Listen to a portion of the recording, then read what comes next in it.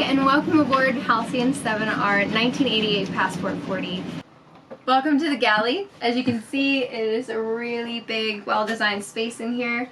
Most of it being teak, so it's extra beautiful.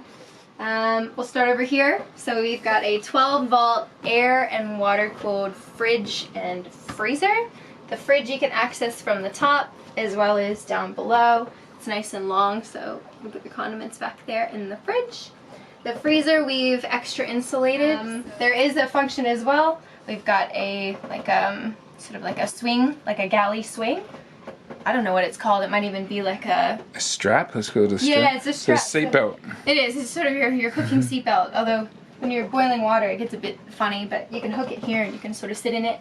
And you can just grab the spices as you're trying to cook, which is really nice. There is lots of storage back here, as well as the handy dandy chopping board. That's really nice. Again, really easy access to your spices, and you can chuck your stuff right onto the stove when you're cooking. Utensils we keep in here, as well as like knives and all the rest of that down here. The stove has 3 burners on top, also an oven that is pretty large for a boat. Actually, there's 3 different shelves in there, and it's got a grill too. Yeah, it has a grill as well in there, which is really handy. 2 sink basins. For those of you out there that have boats and they only have one, I'm sorry. This one has 2, and it's really handy when you're trying to wash dishes and you don't have a dishwasher. So that is awesome. What about the foot pumps? Salt and fresh too. We've got salt and freshwater pumps here, which is really handy. So if you're looking to conserve water, then you can just use the foot pumps. Our water maker is below this sink, so it's a Spectra water maker. Makes about 26 liters an hour, and we found that to be sufficient for us. Yeah, we found that kept up with all of our needs out in the Pacific, so we didn't even have to fill up at any marinas aside from one in Fiji, which was really cool. Rubbish bin is here, nice and big. Because nowadays when you go to the supermarket, you collect a lot of that, surprisingly enough, especially when you're on ocean passages, so it's good to have a nice big rubbish bin. There's additional storage here, so we keep our knives and forks in this one, and then tea towels and other bits and pieces and bobs that you keep in the kitchen. There's additional storage here, so when you're out ocean crossing in a boat and you're going out for long weekends, it's really nice to have quite a bit of space. So you've got the top part, and then there's an additional cabinet that sort of goes maybe about halfway down to here, and it's probably about this big. So it is nice to be able to fit all your cans, as long as you write the names on the top of the lid. Moving on to the electrical side of the boat, just here under the stairs in the middle of the boat, we have our 6 new 600 amp hour set of batteries. We have our solar controller, and where our fuel sits, there's 265 liters of fuel that sit right in the center of the boat. So you get a nice balance, and part of the reason that we all love this beautifully designed passport. So next to the big open galley and the electrical component area, we have the second cabin. So this boat is really well set up for a couple that's cruising, and good if you have a couple that you want to come visit you, or a single person to stay in this back room. Door shuts, it's nice and private. It also has plenty of light coming through. The port light from outside, and then you have this one that goes into the cabin, which is really nice if you decide that, or anybody decides that they want to sleep back here on a passage. Ben and I found it really good to sleep in this room sometimes on passage as opposed to the pilot berth, depending on which tack we were on, with a lot of pillows on one side. It was quite comfortable, and yeah, plenty of room back here. There's also our the motor for our electric winch that's up in the cockpit, which we use to get up our main, set up to our main halyard, and to get up the dinghy up on deck, which is really handy. What's in the cupboard behind you? Yeah, so behind me, this is where we put all of our wet weather gear, so all of our boots, our long pants, as well as our jackets, and it's just sort of easily accessible because the cabin's just here for us to walk down during our shift if somebody else is sleeping, to grab a jacket if it gets a bit cold in the night. Yeah, and it's pretty roomy in there. Next to the second cabin, we have the navigation station. So this is where we have all of our Simrad navigation systems, our instruments for the wind speed, our depth as well as our bearing. We also have our satellite phone set up here, and we always have a second radio so that if we take the dinghy pretty far out, we always have a way to radio back. The navigation station is really comfortable. It's nice and big. This is the spot that when we're cruising or we're ocean passaging, somebody likes to sit here with the captain's log and write down what's going on the boat. This is also where we control all the different bits on the boat, so cabin lights, anchor lights, running lights, all the different lights, refrigeration, electronics.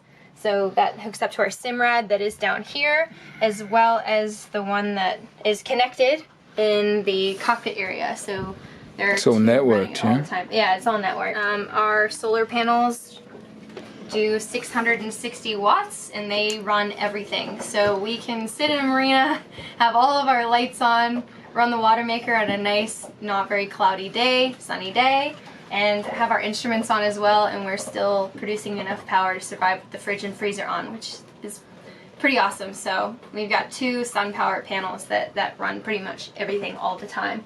And it was rare that we had to run the motor when we were ocean passaging to charge up the batteries, which is awesome. Yeah, we're in a marina right now. We're not even plugged in.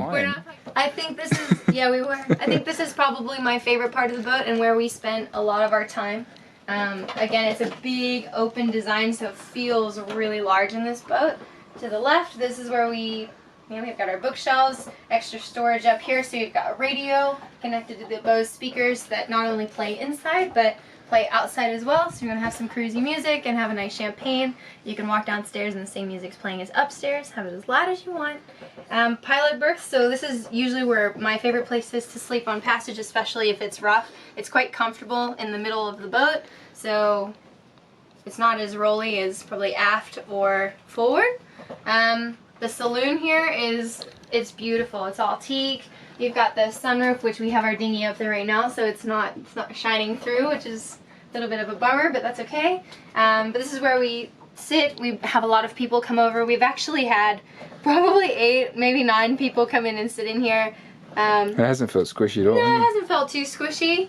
And we have these fans, one in the kitchen as well as one in the saloon that sort of keeps the air circulation going so that it stays cool in here. But we've sat everybody at this table and comfortably had wine and drinks and played card games out, in Fiji and Tonga, and it was awesome. It was just so much fun. There's another bookshelf over here. It's always good to have boat books to read when you're ocean passaging.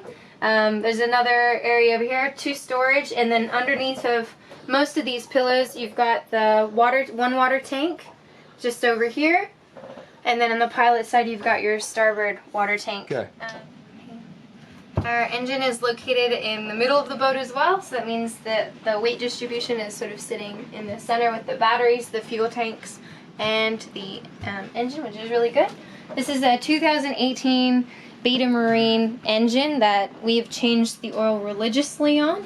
And made sure that it was working to the best of its abilities throughout the South Pacific when you can't really get that many parts out there. The reason that we chose this engine was because we knew that we'd be going to remote places and we wanted to be able to get parts easily, because otherwise you have to ship them in and who knows how long that'll take depending on which country you're in. So it's been really good. We haven't had any issues with it. It's practically new. Alright, let's move on to the bedroom and the head.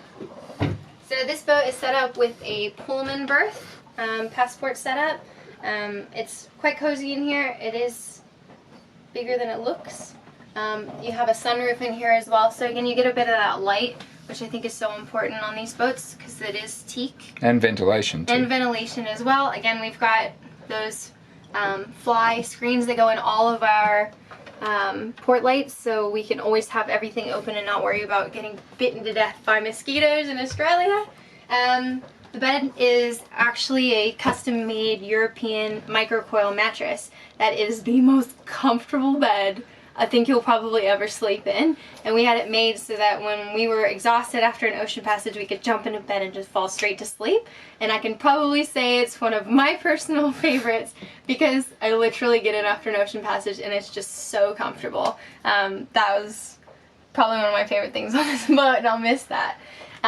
Just here on the starboard side, across from the bed, we have a locker here that you can use as a wardrobe, or for me, I keep my sewing machine and other bits and pieces in there for crafts.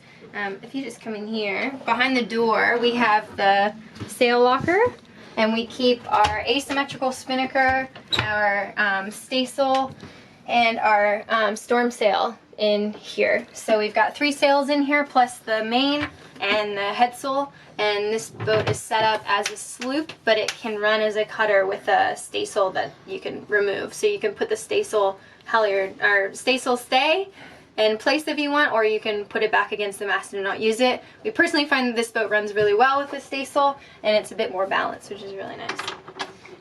This port light over here, so you've got additional storage space up here, which is quite nice if you want to stick anything there. Bookshelf in the bedroom that I think you saw. I'll just take some more photos of the bed. Yeah, super comfortable bed. If you're looking for a boat with a nice bed, you found one.